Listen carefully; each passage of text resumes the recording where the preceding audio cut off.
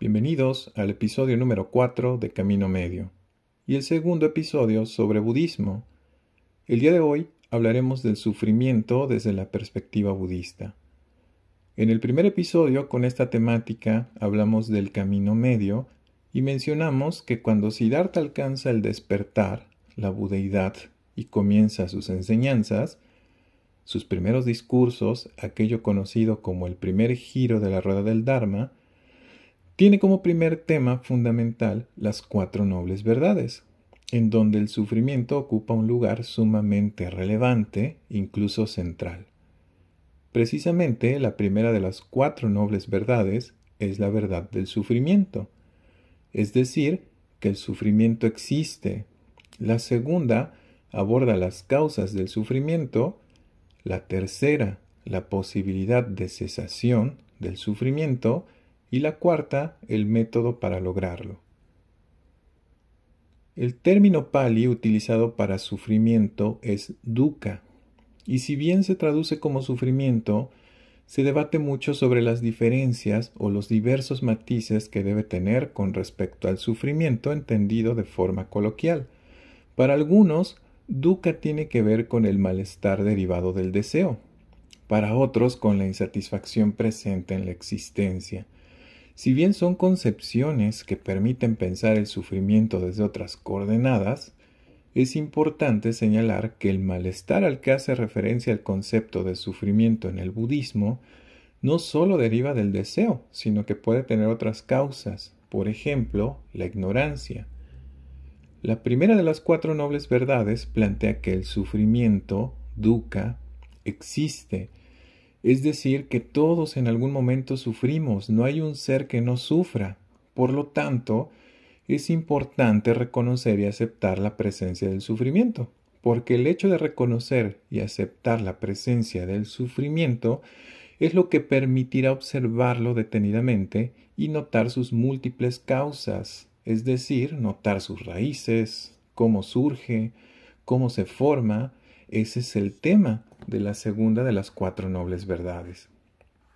Para el budismo, como para muchas tradiciones filosóficas y religiosas, existe el renacimiento, nacer, morir y volver a nacer indeterminado número de veces. A este ciclo repetitivo de nacimiento, vida y muerte, se le conoce como samsara y tiene que ver con una existencia cíclica que dentro del budismo es una existencia permeada por el sufrimiento. Para el budismo, la existencia dentro del samsara puede tener 6 formas, es decir, hay 6 tipos de seres, algunos con mayor sufrimiento que otros. Uno de estos tipos de seres, por ejemplo, son los humanos, otro, los animales. Sobre este tema, sobre las 6 formas de existencia, hablaremos en otro episodio. Pero es importante mencionarlo ahora de manera muy general, porque la existencia cíclica no implica que con cada renacimiento habrá menos sufrimiento. Se puede pasar de una existencia con poco sufrimiento a una con el mayor de los sufrimientos. Y en todos los casos, poco o mucho, el sufrimiento estará presente. La cesación del sufrimiento tiene que ver con terminar el ciclo de renacimientos, con salir del samsara, a eso que apunta el nirvana. Como la existencia humana implica sufrimiento, algunos han interpretado que todo puede llevar al sufrimiento, una postura que incluso puede comulgar con pensamientos pesimistas. Incluso el postular que el sufrimiento es inherente a la vida humana encontró aceptación en algunos filósofos occidentales, etiquetados justamente como pesimistas. Sin embargo, no debe perderse de vista que el reconocer la presencia del sufrimiento dentro del budismo es la base para comprenderlo, para no estar de inicio a la deriva de sus efectos. Por ello, para precisar más, en diversas tradiciones budistas se distinguen 3 tipos de sufrimiento. El primero es el sufrimiento del sufrimiento, es aquel que por el hecho de tener un cuerpo sentimos, percibimos, el dolor de un golpe, dolor de cabeza, el ardor de la piel al contacto con algo caliente, todas las sensaciones desagradables. El segundo tipo de sufrimiento es el sufrimiento del cambio. Deriva de que todo es compuesto, de la interdependencia. Todos los estados placenteros son temporales. La felicidad, la alegría en algún momento terminan y eso puede llevar al displacer. Cuando hay apego hacia algo placentero, cuando ese objeto o situación cambia, puede ser doloroso. El tercero es el sufrimiento de las cosas compuestas o de la existencia condicionada. Además de la impermanencia, todo es interdependiente. Toda existencia es condicionada. No hay algo permanente e independiente. Por ejemplo, el yo. Y el aferramiento o apego, como si ese yo fuera algo independiente, concreto y sólido, pueden llevar a un malestar sutil en la existencia, a la sensación de que algo falta, una sensación de estar incompleto, derivada de los efectos, desde luego, de la impermanencia y la interdependencia. Además de plantear estos tres tipos de sufrimiento, para una mayor comprensión del mismo, hay dos elementos importantes que también se pueden considerar: Tana y Upadana. Tana se traduce como anhelo, a veces también se traduce como deseo, y Upadana se traduce como apego o aferramiento. El primero, el anhelo, lleva al segundo, al apego o al aferramiento. El anhelo, Tana, es esa disposición de preferir lo agradable a lo desagradable, en tres sentidos. El primero relacionado con tener un cuerpo, preferir las sensaciones agradables, los placeres sensoriales, aquello que nos parece grato y captamos con nuestra vista, oído, olfato, etc., y los pensamientos placenteros. El segundo anhelo es el de la existencia o devenir, y el tercero el de la no existencia. El de la existencia se relaciona con el anhelo o deseo de existir, de perpetuar la existencia, de seguir vivos en búsqueda de un estado o identidad en particular que subjetivamente construimos bajo la interpretación de algo más favorable o más feliz, estar en la búsqueda de eso. Incluso para quienes creen en el renacer, quienes aceptan la idea del renacimiento, este tipo de anhelo tiene que ver con querer seguir renaciendo, pero cada vez en una existencia más favorable, con menos sufrimiento.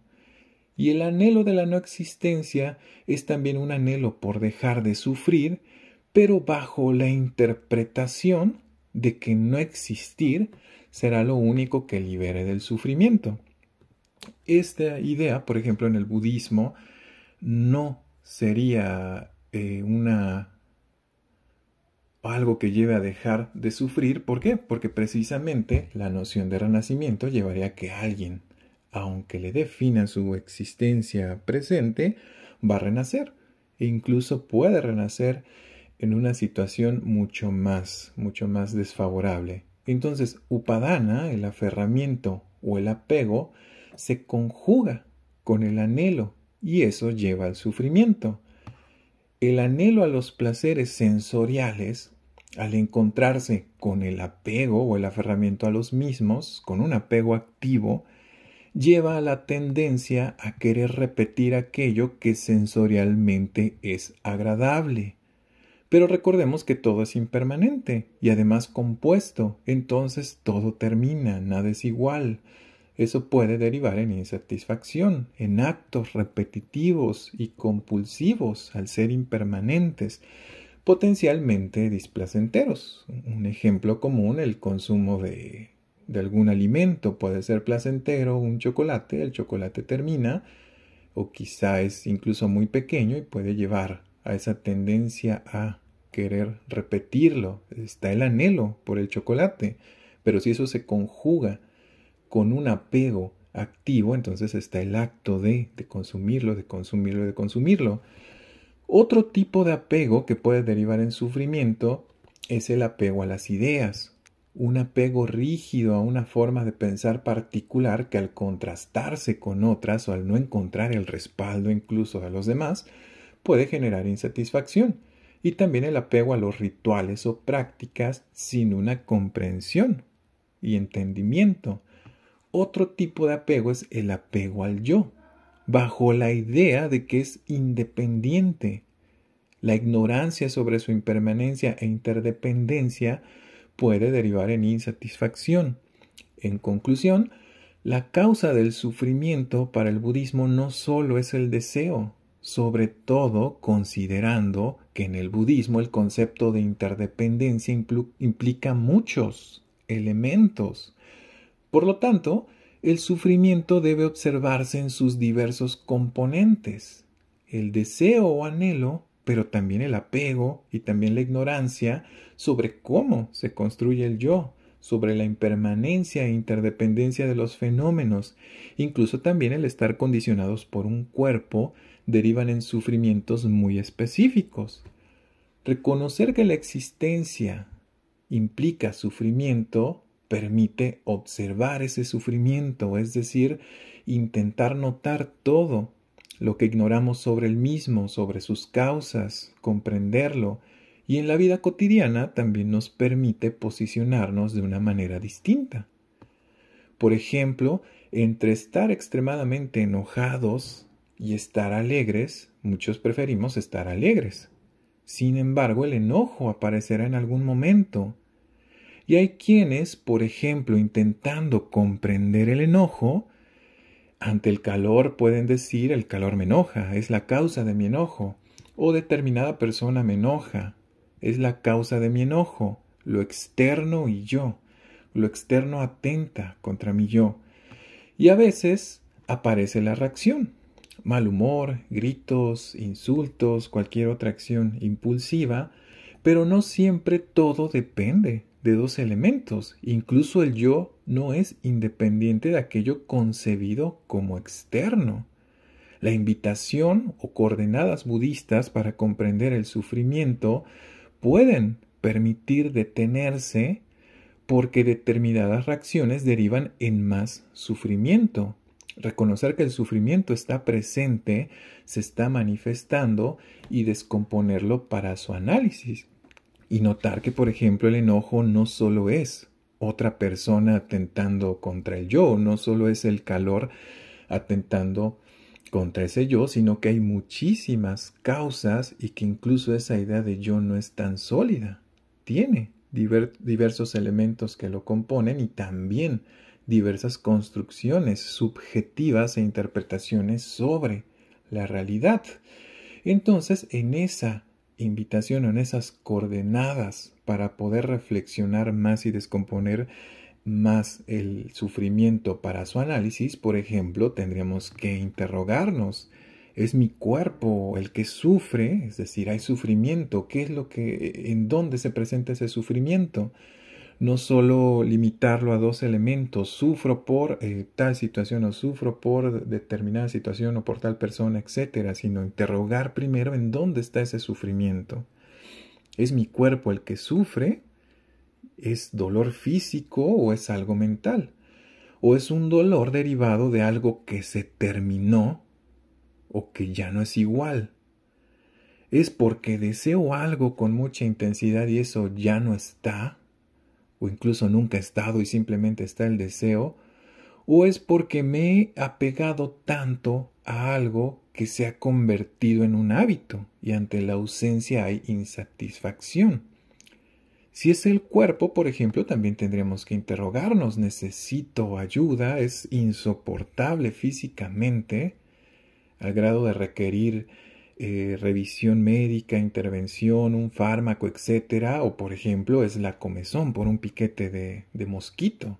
Ambas tienen que ver con el cuerpo y con una sensación displacentera, pero en algunos casos será necesaria una intervención más especializada y en otros, por ejemplo, entrará mucho en juego la interpretación y el apego, como mencionábamos, Upadana, sobre las sensaciones placenteras y rechazar las displacenteras, como en el caso de un piquete de mosquito. Hay quienes pueden, aún sabiendo que es displacentero, tolerarlo, y hay quienes ante un piquete de mosquito y el displacer que produce La comezón pueden reaccionar, explotar, insultar, aventar las cosas y hacer un momento muy, muy insatisfactorio durante varios minutos.